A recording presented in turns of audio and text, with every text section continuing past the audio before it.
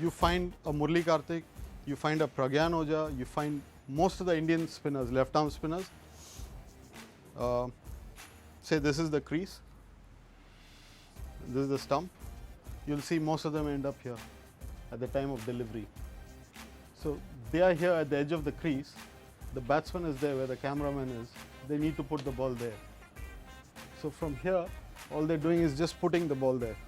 It's so very difficult. Whereas you see a Dan Vettori, who used to run through the umpire, but now if you see he's straightened his run up. At the time of delivery, he's here. He's much straighter, he's much closer, and he's aligned in line with the batsman. So it's not very difficult for him to bowl there. So what happens is, when a left arm spinner, in most of the cases that I was seeing today, when they go round the wicket, they open up like this. As long as they're bowling over the wicket, the body is straight and they're at an angle. But when they're going round the wicket, it turns like this. So when they turn like this, they're obviously going to go to the edge of the crease.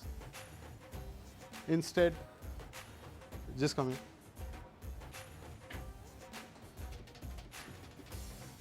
If I'm bowling over the wicket from here, I think he should get a little straighter if he wants to bowl round the wicket, so that he cuts down that angle, so that he can get close and bowl from the middle of the box. So that's the only way where you can get him there, or either he runs in straight from here, and so that he has a good vision and his body. Because I did that with 2 or 3 boys for 2-3 balls, and they could see the difference that, you know, the ball was going off the wicket. If they were coming right through, going to the edge of the crease, they were just bowling donkey drops. So that makes a lot of difference.